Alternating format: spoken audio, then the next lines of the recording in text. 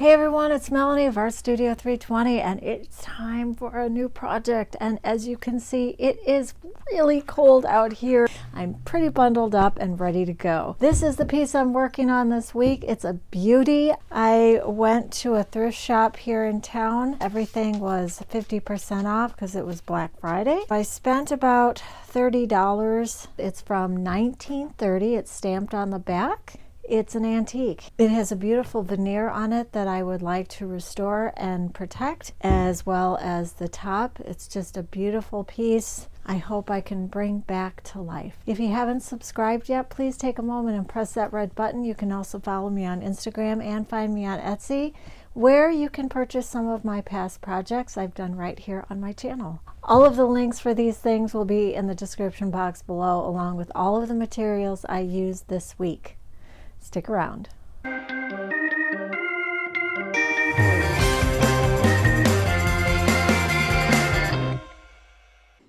I'm using vinegar and water this week. My vinegar and water is 1:1, so if I'm measuring it, it's 1 cup of vinegar and 1 cup of water, but I don't really measure it. I just kind of put it in a bottle, and I don't really worry about it, so don't worry about it. There was a newspaper stuck to this drawer, and I wish I knew how old it was because it was pretty cool, but it took really a long time to get off. As you can see, it's on time lapse and it's still taking me a while. I got the rest of it off when I sanded it down. I did have to vacuum the drawers out. You know, that's just pretty standard, but these drawers weren't too bad. Overall, this piece was fairly clean. Full disclosure, this is a reenactment. I took it off and turned around and saw that my camera was off. Whoops. So I'm reenacting for you, and this is a small piece that was on top that I would use to attach the mirror, which I do have, but I chose not to do for this video.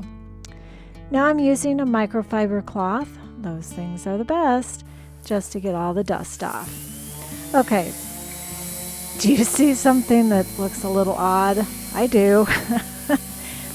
For some reason, my orbital sander just kept spitting out all of that dust. So I turned it off and I emptied it, and it did it again, and I emptied it again.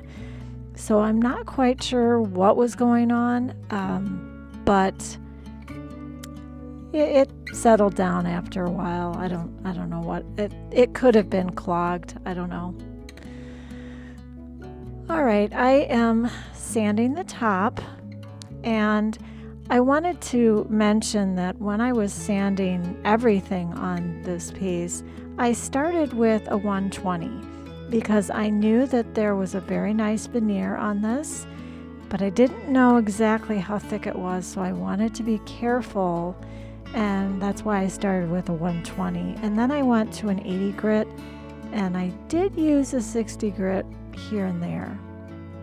Okay, this is sort of like, well, it is. It's like picking a color palette, because I've decided that I'm going to stain all of the drawers, and I'm going to do light to dark. I like gradations. I thought that it would look nice on this particular piece. So I'm just kind of experimenting here which colors I want to put together. Some stains can be a little bit darker and muddy, and I wanted to make sure that none of the stains I used on here were going to look like that. So the top drawer, I'm using just natural, which means there is no pigment in this stain. It's just an oil, basically.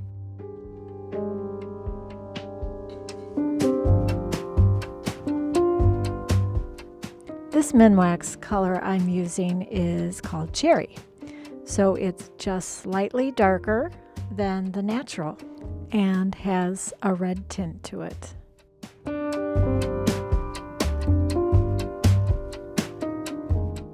The next color I'm using here is a combination of the cherry and the English Chestnut.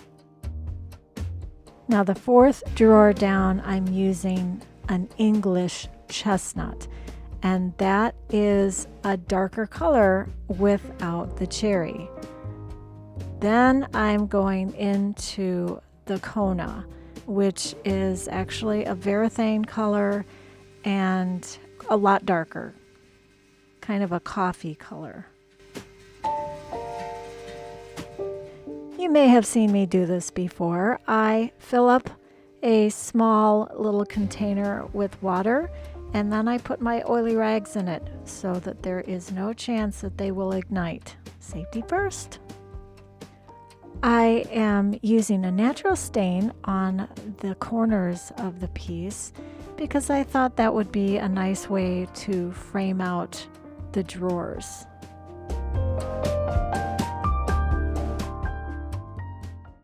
Good morning, everyone. It is Wednesday, and I just wanted to go through a couple of things with you. Yesterday, I stained the drawers, and I knew that this drawer needed to be repaired, and this is what I did. So this little dovetail right here was sticking out about this much, and I couldn't hammer it back into place. I started to hammer it in a little corner here. I don't know if you can see that. Yeah, right there. That split. So I was kind of bummed about that, so I stopped and realized I needed to do something a little bit more drastic, I guess. Phil suggested I use a ratchet strap. Now a ratchet strap, this is a ratchet, and it cranks it. The reason I needed that for this is because I don't have a clamp that's that long to keep it in place after I glued it. I used my Elmer's wood glue and I put it on the inside, and then I got it together and used the ratchet and got it nice and snug.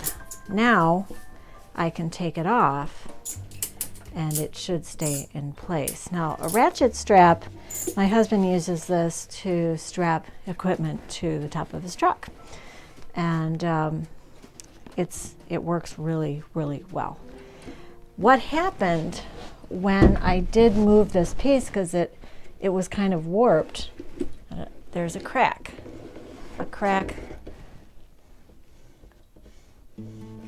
This crack appeared when I pushed it back into place. It's not a crack that goes all the way through, it's just a little split. So I put some glue in there, and then I will sand it down and it will be fine. So I wanted to show you that because sometimes when a dovetail pops out like that, you can easily just use a rubber mallet and get it back into place. But in this case, it needed a little bit more attention than that. The other drawer I want to show you is this one, and it doesn't look quite as bad. I used Kona on the bottom drawer, which is the darkest drawer, and I've had trouble controlling that Kona before. This is a varathane stain, and I like this color, but it does get blotchy if you're not careful. I thought I was careful, so whatever. Like I said, it's not as bad as I thought, but I'm still not crazy about it. So what I think I'm going to do is I've got this Brazilian rosewood. And Brazilian rosewood is this one right here. And this is just crappy pine, so it's hard to see what it will really look like. But you can see it has a little bit of red in it. And I'm just thinking maybe if I put one layer of this, it will help even this out. I don't know, I may be shooting myself in the foot. We'll see. One more thing. So yesterday I stained the top, and there is a veneer on all of these drawers, and it's a beautiful veneer. When I started refinishing furniture, I had it in my head that veneer was always cheap. It's not. A veneer actually is used, sometimes they will shave off thin sheets of very expensive wood because it's cheaper to use that way instead of an entire piece. You still get that look, but it's thinner, so it makes it cheaper. Smart. In this case, this piece was done in 1930. They indeed used thinner sheets of veneer. The top has what appears to be a pretty thick layer. So in my head, I'm thinking, okay, I'm safe. I'm not going to sand through. I thought that this piece was probably in its original state. I'm not sure now, because the middle here, when I was sanding, it started to get dark, and I thought, I had just sanded off the stain, and as soon as I'm done sanding off the stain, I would move on. And as it was, I was going back and forth. I don't stay in one spot for any length of time because I don't want to wear through the veneer to whatever's beneath. And in this case, I think it's the plywood. So I thought it was a stain, a water stain or something like that, and I thought, well, maybe I can just sand it out. Well, it just got worse and worse, and now it's like this big around. I don't think it would have mattered if I had been more careful, because it appeared as soon as that stain went away. So what I have in the middle is this kind of blotchy area, and what I wanted to do was still show off as much wood as I could on either side. So I did that, and I don't particularly like it. So I'm not sure what I'm going to do. I don't want to paint the top, but I don't want it to look like this either. I have to make that decision. One more thing I want to show you. Okay, so you can see the corners here. I sanded these down and I stained them with a natural stain. And this morning, it looks blotchy, and I can see in the camera that you can see that. I thought about making it darker, but I don't want to. So I think I'm going to paint it. This is called Mink Brown. This is by Melange. I'm also thinking of using Algonquin by Fusion instead.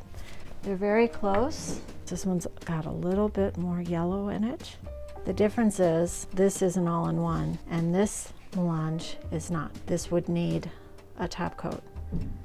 I'm not sure what I'm going to do with the top. Stick around. Round 2 of the bottom drawer, I'm using the Rosewood Mahogany, I believe is what it's called, and it's a gel stain.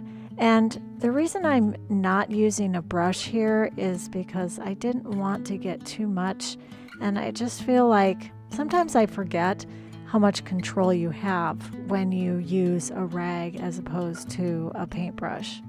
So before I paint, I want to make sure that I sand down the stained areas enough.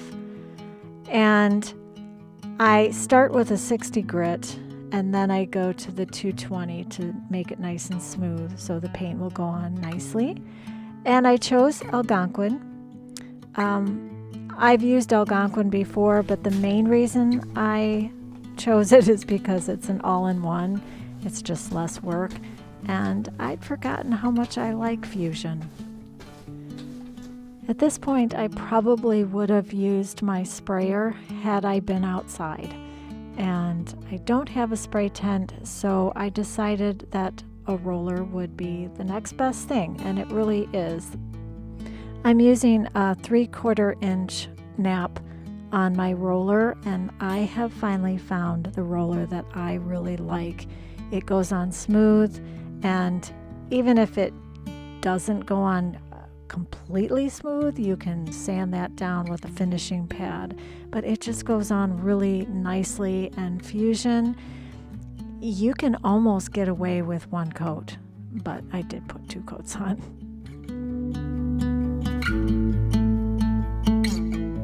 I'm using Dixie Belle's Big Mama's Butter on the drawers, and just, what more can I say? Look at how nice they look. This I had to do by hand, and I've been working with my hands my whole life, but since I started refinishing furniture, it's a whole new level of pain. This was not fun, but it's how I had to do it, and it worked just fine. They really came out beautifully. Now normally I would sand all the way to the raw wood, but that just wasn't going to happen. After putting the piece on its back, I realized that, of course, I missed some spots, and that's not unusual. And it's just a good reminder to move the piece in different directions so you make sure that you get everything. I'm using the custom stain that I made with English Chestnut and Cherry, and both those stains are made by Minwax. I was a little concerned because I didn't sand all the way to the raw wood, but it turned out beautifully. In fact, it may have helped to give it more dimension. I don't know, but when I sanded the feet, you could see there were all sorts of beautiful lines in this wood, so I was thrilled. They look so much nicer than they did.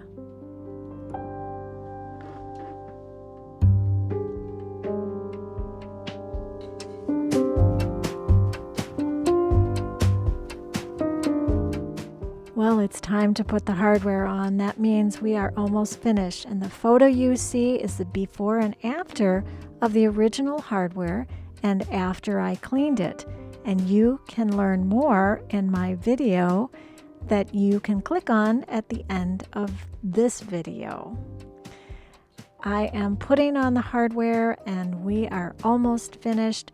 I am using Big Mama's butter on the bottom of the drawers so that they will go in and out much easier. This is a weird old piece and there's little metal pieces sticking up and you can see the grooves on the bottom of the drawer there. That's how they did it. So I put some Big Mama's butter on there to make them much smoother, and it worked really nicely. And there you go. Well, friends, that's all I have for you this week. I love it. I always wanted to do a gradation of stain colors, and voila. I really like it. I still have to put polyurethane on it, but I have to wait. If you're using an oil-based stain, you have to wait to put a water-based polyurethane on the top. So I will probably put that on Friday. Thanks for being here. See you next time. You can do it. Send a little love and I'll make it back. Send me a letter and a bottle of wine, telling me I will be fine. Baby, I'm stuck with a halfway heart. Slip away if I come too far. Pick me up when I'm in pieces. Oh, that havoc. Send a little love and I'll make it back. Send me a letter and a bottle of wine, telling me I will be fine.